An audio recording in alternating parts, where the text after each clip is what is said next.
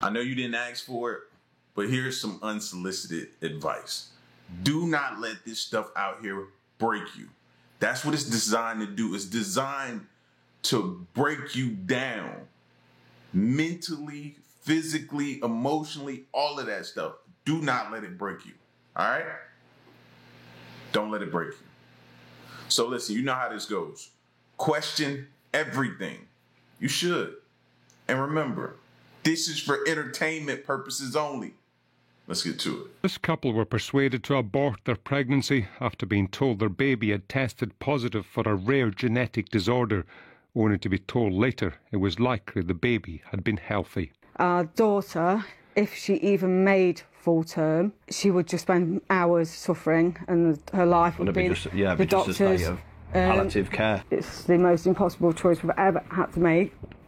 We just thought the best option was to end the pregnancy because the baby was just suffering. It was a fetal care team at Nottingham City Hospital that told Carly and Carl that the first stage of a 2-part test indicated their baby would have Patau syndrome. They were told the results of the second part, which would take a fortnight, would confirm this. We asked her, is there any point in waiting for that? Because will it change? Is there anything we can do? She said, no, it will only confirm that your baby's got Patau's. It was shepherded towards that. I mean, there was no other option. Weeks after the abortion, they returned to the hospital and were told the first test had been a false positive. It was confirmed as highly probable that the pregnancy was chromosomally normal after an NHS investigation. In other words, the baby had been healthy. Oh, and another comment she said was, well, you could have miscarried anyway. She said that. When you've just told someone what she was telling us, and that's always stuck with me. In a statement, the trust that runs Nottingham City Hospital said, "We know we have failed Carly, Carl and their baby Ladybird, and for that we are truly sorry. We can assure them and other families that we have investigated and learned from this tragic case." This couple were persuaded to... Are you kidding me, bro? Why do I have this feeling, though? This isn't the first or second or third or maybe even fourth time this has happened. Why do I get that feeling? Like, man, if you've ever been through an abortion or have to abort a baby or a miscarriage, to which our first was a miscarriage, bro, just because that baby isn't born doesn't mean that doesn't take a toll on you. That was rough for us. So I can only imagine, especially if it was your first. It was our first. So it was extra hard to deal with because you beat yourself up. Did I do something wrong? Or something I could have done better? What was the problem? This here, please, second, third, fourth opinions, y'all. So since we don't need license to drive come in May, do I still need to pay these tickets off? I don't know. I'm just asking. Because I'm about $3,000 in debt just for my license. And I just been contemplating, like, should I pay my license? Should I pay to get my license back or not? You feel me? Somebody got to let me know something. Because my license been gone for what? About 2 years, baby. I got them took soon as I got them. Do you hear me? I done been to jail behind these licenses. Do you hear me? That took me to jail because I ain't go to court. I did not know that this was that serious. I thought I could go to court if I wanted to go to court. So now I got about like what? 7 warrants. It ain't funny though, but for real, like I just been saying because it ain't really that serious to me. I will come and turn myself in when I turn myself in. You feel me? But until then, I ain't never turn myself in. Do your job. Come find me. I feel like Joe Biden, huh? Nah, for real though. Like I'm being dead. Like, you know. So since we don't need 7 warrants, and you worried about license? I think that might be the least of your worries. A license, but back up. What is this? No driver's license needed in May 2025. What did I miss? I thought I'd be up on top of things, but apparently I'm not. I'm gonna have to look that one up. Cause yeah, no driver's license coming May 2025. I gotta find that out. Let's be for real. If you do not have your license in 2025, your priorities are f***ed up. I've been seeing that you don't need a driver's license no more to drive, and y'all are so happy. But yeah, y'all failed to mention that y'all need a real driver's license or a passport by May 12th to even get on a plane. So for all my traveling girlies, how the heck you get on a plane? You don't have an ID. Why don't y'all have an ID? I've been had an ID since I was 16 years old. My mama did not play that. Do you know how expensive Ubers and Lyft is? I'd rather save my money and get a car that's paid off than keep spending money on Ubers and Lyft every single day. No, y'all priorities are f***ed up. Y'all need to go get a license. That is not something y'all should be proud about. If you're in a situation or have the ability to get an ID, what is stopping y'all from getting an ID? Just go get it. I'm sorry, I might sound like a hater, I might sound bitter, but y'all should not be happy about that. Get y'all up and go get an ID. Get your priorities straight. Y'all so quick to party and drink Don Julio, go get a driver's license. Let's be for real. If you do not have... Still trying to figure this thing out. Yep. Still trying to get to the bottom of it. Yep. I will not be on the highway if you do not need a driver's license to drive. I feel like people with driver's license already can't drive. And now you're just going to have... Everybody's going to be a free-for-all on the interstate. This is Atlanta. This is not the interstate to play around on. Yeah. Who do I need to talk? What official do I need to talk to about this? I don't like it. But I got to find out more information.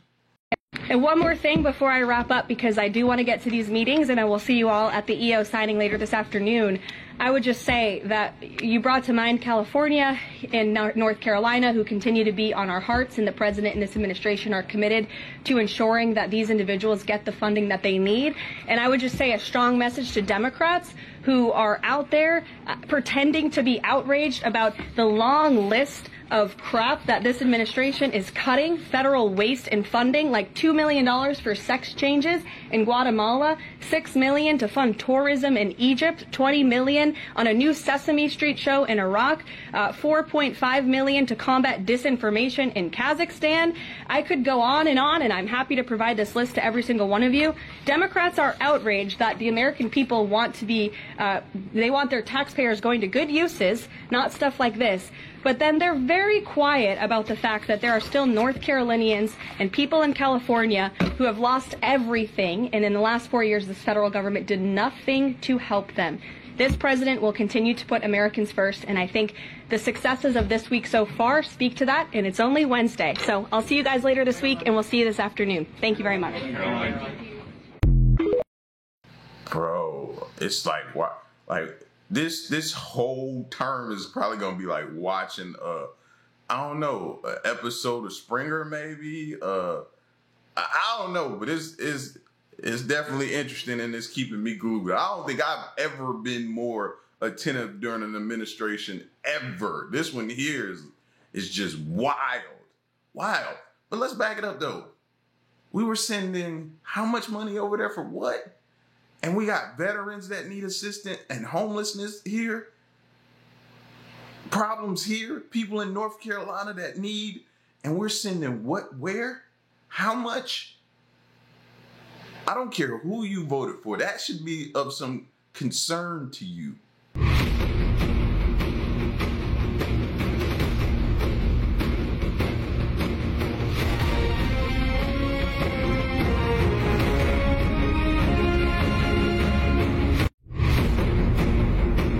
I mean, at this point, I'll just go outside and get the shovel and just start digging. Maybe I can dig my own bunker and go in it. Maybe it's safer in there, underground. Like, at this point, what are we supposed to do? Where are we supposed to go? Like, everything here is popping off, and now the threat of an asteroid hitting in 2032? I just don't understand, man. Why? Scientists are closely watching a recently discovered asteroid that is being called a potential city killer. The asteroid, known as 2024 YR4, was first spotted December 27th by the El Salce Observatory in Chile. NASA's Jet Propulsion Laboratory calculates there is a 1.6% chance it will hit Earth on December 22nd, 2032. Astronomers say based on its brightness, the asteroid is between 130 and 300 feet wide. So we have a handy graphic on your screen to compare. So the asteroid that struck Earth 66 million years ago and wiped out the dinosaurs. Well, that one was just over 6 miles wide. For more, let's bring in CBS News space consultant Bill Harwood. Bill, good to see you. This asteroid is now rated a 3 out of 10 on the Torino Impact Hazard Scale. So what does that mean? Before he even speak, if he ain't coming on here to tell us that we about to fire something to just obliterate that thing, then why are you speaking? I want to hear from somebody who's going to straight up tell us, don't even worry about it. We finna blast that thing and destroy it. That's what I want to hear from right now. I mean, is this something we need to be worried about? Well, not worried particularly. It just means we need to pay attention to it. You know, this scale goes from 0 to 10, 0 meaning there's virtually no chance of an impact, 10 meaning a climate-destroying, world-destroying sort of impact. Never seen anything like that since the dinosaurs, obviously.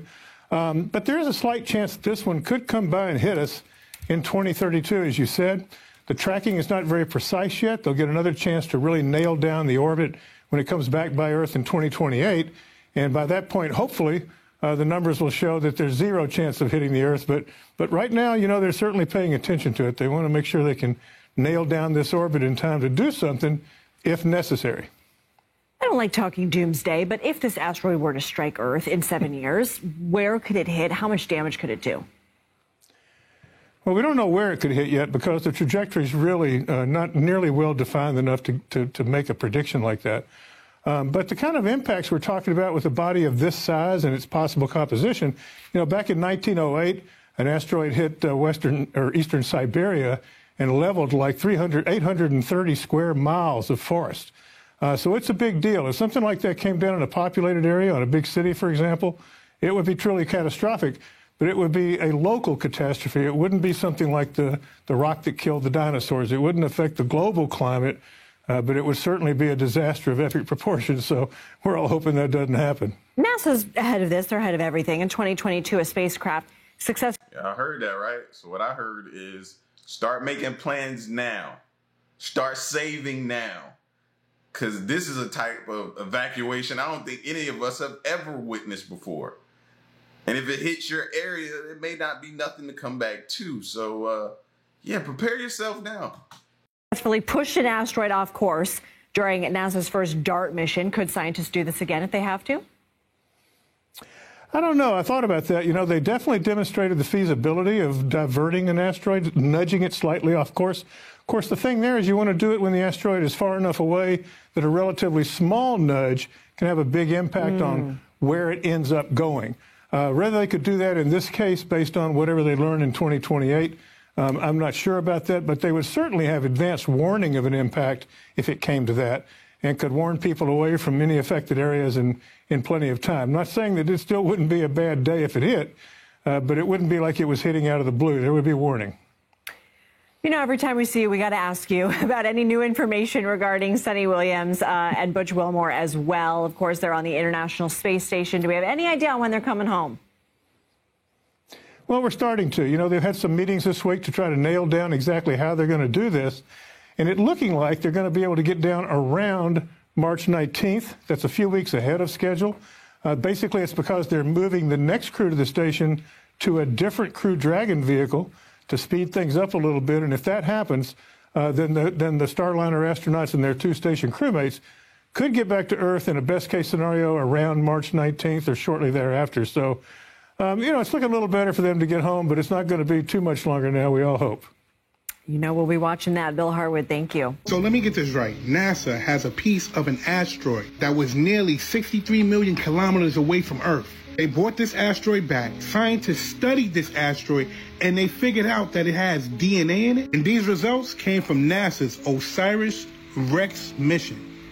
Did you ever hear that? So basically, NASA has an asteroid named Bennu. And Bennu is basically a time capsule that'll let us see a snapshot of what things looked like before there was life on Earth. So they studied Bennu.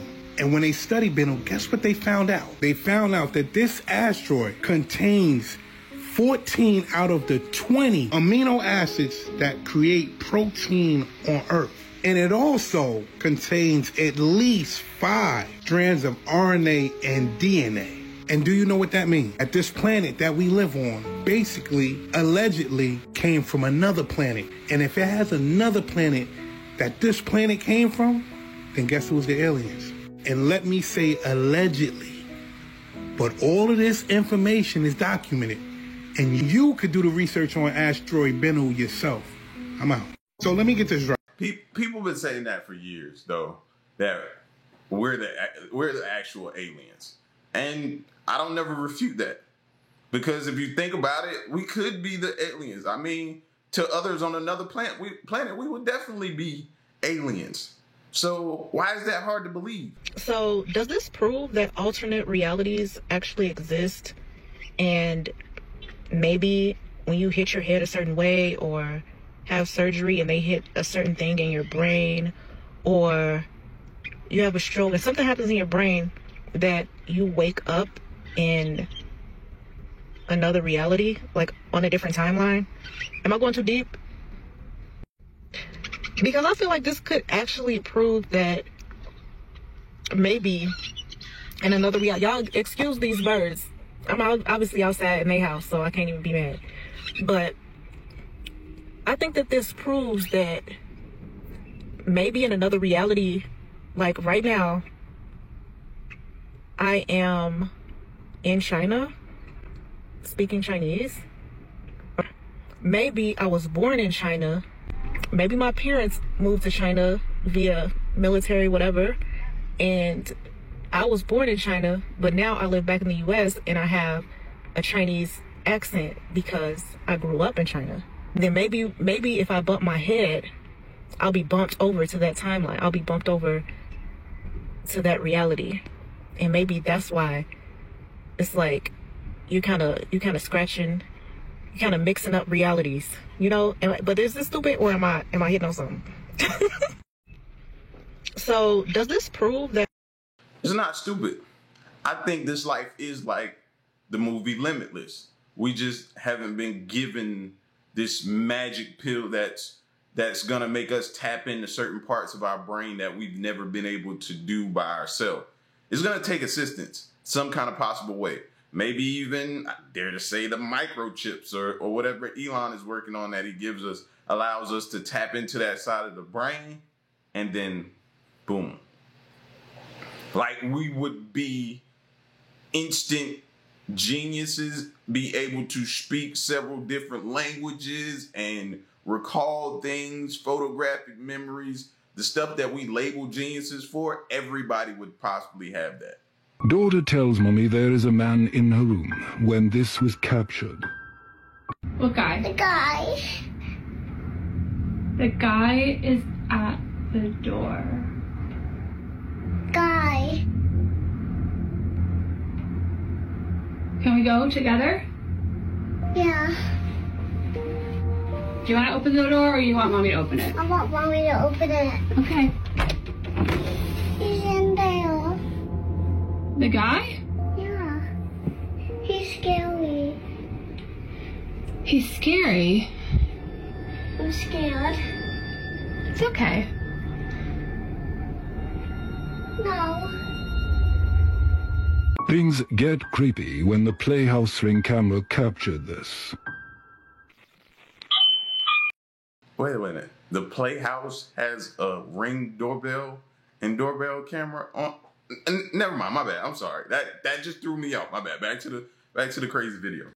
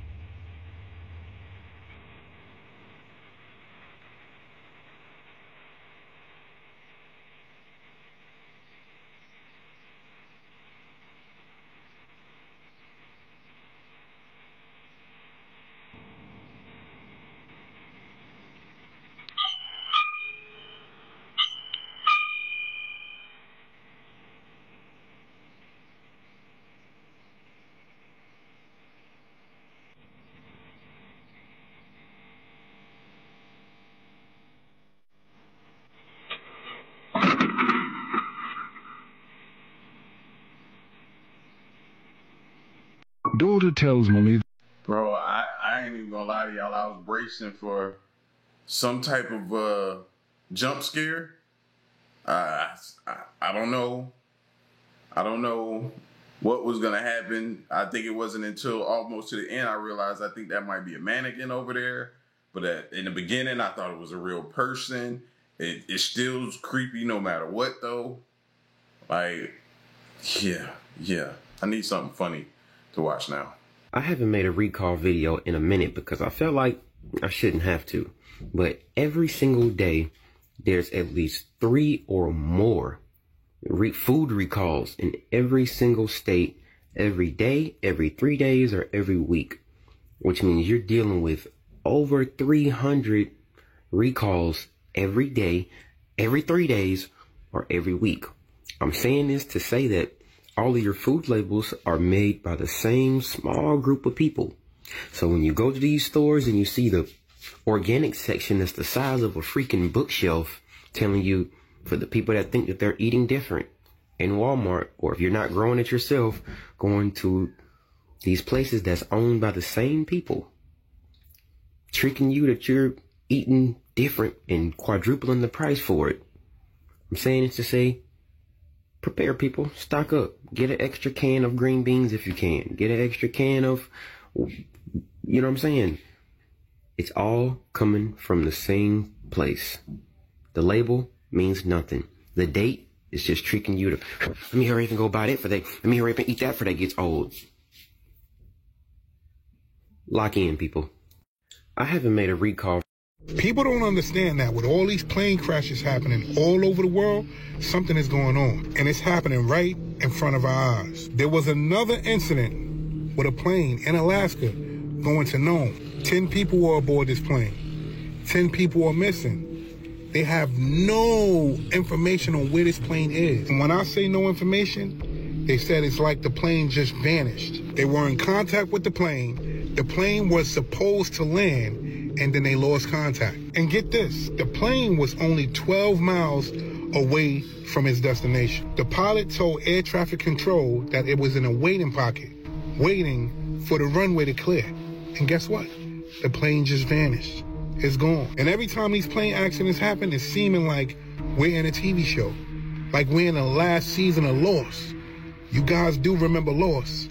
Plane flies out, planes missing, and it's ridiculous. What's going on? I'll tell you this much. I'm gonna stop flying for a few. Don't bring up Lost. Lost is a sore subject for me because somebody decided to ruin it for me when I think I was halfway, maybe a quarter of the way, and it's somewhere between a quarter and halfway. And somebody decided to tell me the ending. Ruined the whole show for me. I'm still hot about that. Definitely. But I don't know what's happening with the plane situation, but it seems like every other day it's something. All right, we're back with part 3 of the top 10 banned foods around the world. So today we're going to be talking about ractopamine tainted meat. What is ractopamine, you might be asking yourself? Well, ractopamine is also known as Palein or Optiflex. It is a beta antagonist drug for livestock. But what is that? Well, beta antagonist drugs are commonly used to treat asthma. So think of albuterol is a beta antagonist drug. And what are those? They're steroids. And what do? They reduce the overall fat content of the meat. In the US, ractopamine is currently used as a muscle enhancer.